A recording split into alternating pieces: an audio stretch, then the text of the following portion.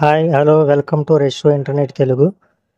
ఈరోజు వీడియోలో మనం Rajiv Gandhi university of knowledge technologies Andhra Pradesh అనగా IIITకి ఏ విధంగా అప్లై చేసుకోవాలనేది చూద్దాము.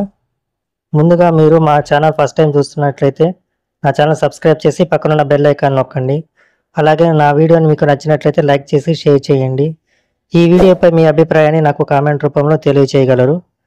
ఇకపోతే వీడియోలోకి వెళ్ళినట్లయితే మనం ఈ దరఖాస్తు చేయుటకు మొదటగా గూగుల్లో RGUKT అని సెర్చ్ చేసినట్లయితే మొదటగా వచ్చిన వెబ్సైట్ను క్లిక్ చేయాలి. క్లిక్ చేసినట్లయితే మనకు రాజీవ్ గాంధీ యూనివర్సిటీ యొక్క అఫీషియల్ వెబ్సైట్ అనేది ఓపెన్ అవుతుంది. ఓపెన్ అయ్యాక ఇదిగో ఈ విధంగా వెబ్సైట్ అనేది ఉంటుంది. ఇందులో మనకు కింద ఇంపార్టెన్స్ లింక్స్ అనే కాడ UG అడ్మిషన్స్ 2024 అని ఉంటుంది. దాని మీద క్లిక్ చేయాలి. క్లిక్ చేసినట్లయితే మనకు ఈ విధంగా ఒక పేజ్ అనేది ఓపెన్ అవుతుంది. అప్లికేషన్ ఫర్ అడ్మిషన్స్ 2024 ఎనేబుల్ అని ఉంటుంది. దానికి కింద కొంచెం స్క్రోల్ చేసినట్లయితే ఇక్కడ కింద రెండు ఆప్షన్స్ అనేవి ఉంటాయి. ఒకటి click here for Andhra Pradesh and Telangana students, అంటే ఆంధ్రప్రదేశ్ మరియు తెలంగాణ స్టూడెంట్స్ అప్లై చేయడానికి ఇక్కడ క్లిక్ చేయాలన్నమాట.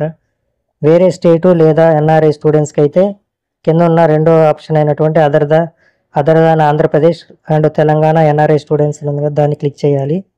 మనది ఆంధ్రప్రదేశ్ కాబట్టి నేను ఆంధ్రప్రదేశ్ తెలంగాణ స్టూడెంట్స్ మీద క్లిక్ చేస్తున్నాను. క్లిక్ చేయగానే మనకి ఈ విధంగా ఒక పేజ్ అనేది ఓపెన్ అవుతుంది. అప్లికేషన్ అనేది ఏ విధంగా పెట్టాలనేది దీంట్లో ఇన్స్ట్రక్షన్స్ అనేవి ఉంటాయి. అందులో మొదటగా ఫస్ట్ స్టెప్ అయినటువంటి రిజిస్ట్రేషన్ అని ఉంటుంది. దాని మీద క్లిక్ చేయాలి. క్లిక్ చేయగానే మనకి ఈ విధంగా ఒక పేజ్ అనేది ఓపెన్ అవుతుంది. ఇక్కడ first board of SSC equivalent exam అని ఉంటుంది. దాన్ని క్లిక్ చేసినట్లయితే మీ యొక్క 10th క్లాస్ బోర్డుకు సంబంధించి ఆప్షన్స్ అని అడుగుతుంది. మీరు 10th క్లాస్ ఏ బోర్డు అయితే ఆ బోర్డుకి సంబంధించిన ఆప్షన్ని సెలెక్ట్ చేయాలి. అలాగే 10th class hall ticket number enter చేయవలసి ఉంటుంది. ఇక్కడ ఆ తర్వాత SSCలో ఉన్నటువంటి పేరు ఏ విధంగా ఉందో మీ పేరు, ఆ విధంగా పేరు అనేది స్టూడెంట్ నేమ్ అనే దాన్ని ఇక్కడ ఎంటర్ చేయవలసి ఉంటుంది. అలాగే స్టూడెంట్ యొక్క డేట్ ఆఫ్ బర్త్ పర్ఫెక్ట్గా ఎంటర్ చేయాలి 10th క్లాస్లో ఉన్నట్టుగానే. అలాగే స్టూడెంట్ రిజర్వేషన్ కేటగిరీ, అంటే మీరు SC ST EWS ఏదో మీ కేటగిరీని సెలెక్ట్ చేయాలి. సెలెక్ట్ చేయని విధంగా పాపప్ అనేది వస్తుంది. ఇక్కడ కన్ఫర్మ్ మీద క్లిక్ చేయాలి. ఆ తర్వాత మొబైల్ నెంబర్ అనే దాన్ని ఎంటర్ చేయాలి. అలాగే ఈమెయిల్ ID అని ఉంటుంది, దాన్ని కూడా ఎంటర్ చేయాలి. చేసిన తర్వాత పక్కన ఎంటర్ క్యాప్చా దగ్గర ఈ క్యాప్చాని ఇక్కడ ఎంటర్ చేయాలి. ఎంటర్ చేసి కింద సబ్మిట్ అనే ఆప్షన్ మీద క్లిక్ చేయాలి.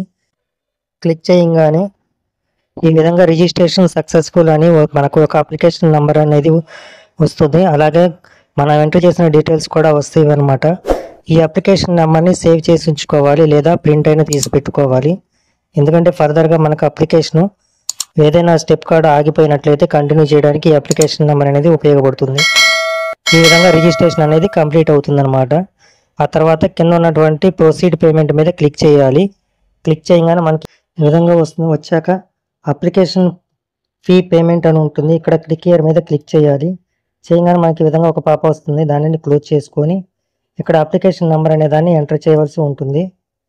అప్లికేషన్ నెంబర్ ఎంటర్ చేసి కింద గెట్ డీటెయిల్స్ కొట్టినట్లయితే మన యొక్క డీటెయిల్స్ అనేవి ఓపెన్ అవుతాయి. డీటెయిల్స్ ఓపెన్ అయ్యాక కింద పేమెంట్ కోసం కొన్ని ఆప్షన్స్ అనేవి వస్తాయి. Net banking HDFC, net banking ICICI, net banking SBI అనేలా ఉంటాయి. వీటిలో మీకు నచ్చిన దానిని సెలెక్ట్ చేసుకొని ప్రొసీడ్ టు పే మీద క్లిక్ చేయాలి. అలా క్లిక్ చేయగానే మనం పేమెంట్ గేట్వే అనేది ఓపెన్ అవుతుంది. ఆ తర్వాత మీరు దేనికి సంబంధించి నొక్కారో దాని యొక్క డీటెయిల్స్ ఎంటర్ చేసి, నేను డెబిట్ కార్డు కొట్టాను కాబట్టి కార్డు నెంబరు, కార్డు హోల్డర్ నేము, expiry date, card CVV number enter చేసి పే నో మీద క్లిక్ చేయాలి. అలా క్లిక్ చేయగానే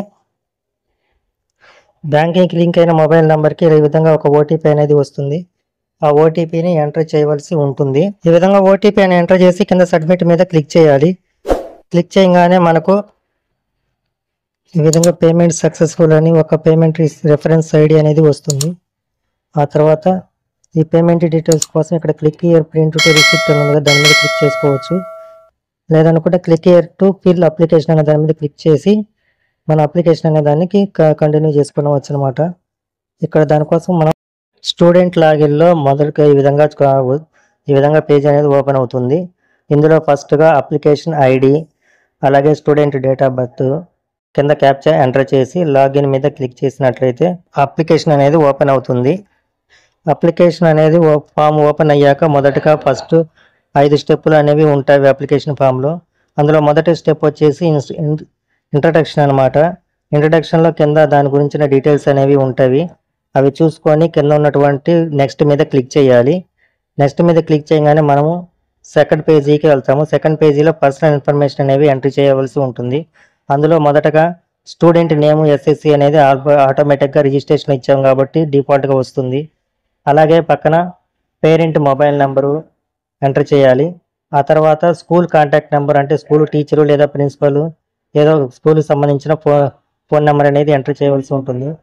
ఆ తర్వాత ఫాదర్ నేము, అలాగే పక్కన మదర్ నేము, స్టూడెంట్ యొక్క ఆధార్ నెంబరు, స్టూడెంట్ జెండర్ మేలా ఫీమేలా, అలాగే స్టూడెంట్ రిజర్వేషన్ కేటగిరీ, మీ యొక్క రిజర్వేషన్ ఏదో దానిని సెలెక్ట్ చేయవలసి ఉంటుంది.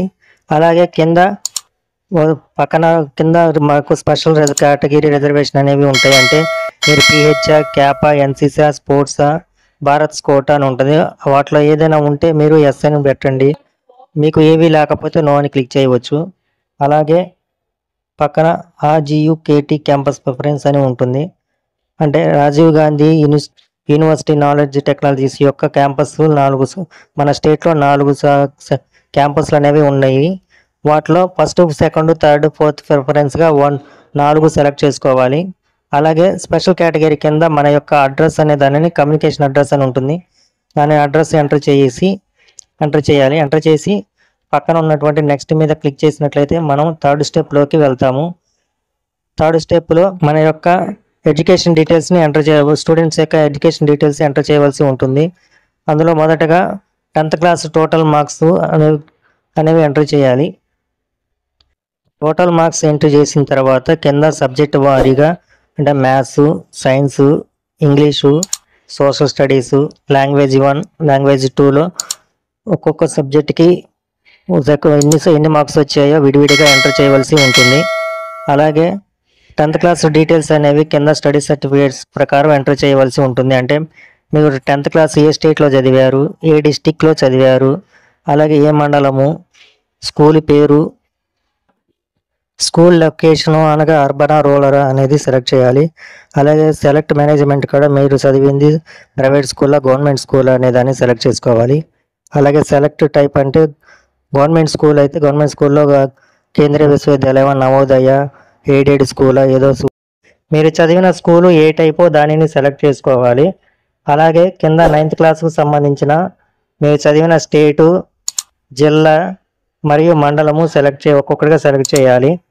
ఇదే విధముగా 8th class, 7th class, 6th class, 5th class, 4th క్లాసులకు మీరు చదివిన స్టేటు, డిస్టిక్, మండలము సెలెక్ట్ చేసుకొని కింద ఉన్నటువంటి నెక్స్ట్ మీద క్లిక్ చేసినట్లయితే మీరు థర్డ్ స్టెప్ పూర్తి చేసుకొని 4th స్టెప్ అనే దానిలోకి వెళ్తారు. ఇందులో మనం డాక్యుమెంట్స్ అనే దానిని అప్లోడ్ చేయవలసి ఉంటుంది. దానిలో మొదటగా మీ యొక్క పాస్ ఫోటోను 100 KB లోపు స్కాన్ చేసుకొని సేవ్ చేసి ఉంచుకోవాలి. అలాగే 10th క్లాస్ మార్క్స్ మెమో లేదా హాల్ టికెట్ను 100 KB లోపు స్కాన్ చేసుకొని సేవ్ చేసుకోవాలి. ఈ రెండు కూడా మీకు ఉన్నటువంటి చూజ్ ఫైల్ మీద క్లిక్ చేసి మీరు సేవ్ చేసుకున్న లొకేషన్ సెలెక్ట్ చేసుకోవాలి. ఆ తర్వాత కింద ఉన్నటువంటి నెక్స్ట్ బటన్ మీద క్లిక్ చేసినట్లయితే 4th స్టెప్ కంప్లీట్ అయ్యి 5th స్టెప్లోకి ఎంటర్ అవుతాము. ఇక్కడ టిక్ బాక్స్ మీద క్లిక్ చేసి మన యొక్క డిక్లరేషన్ని యాక్సెప్ట్ చేసుకోవాలి. ఆ తర్వాత నెక్స్ట్ మీద క్లిక్ చేసినట్లయితే అప్లికేషన్ అనేది పూర్తి అయిపోయి మనకు అప్లికేషన్ ప్రింట్ ప్రివ్యూ అనేది వస్తుంది. కిందకి స్క్రోల్ చేసినట్లయితే ప్రింట్ మీద క్లిక్ చేసి మన యొక్క అప్లికేషన్ని ప్రింట్ తీసుకొని దీన్ని సేవ్ చేసుకోవాలి.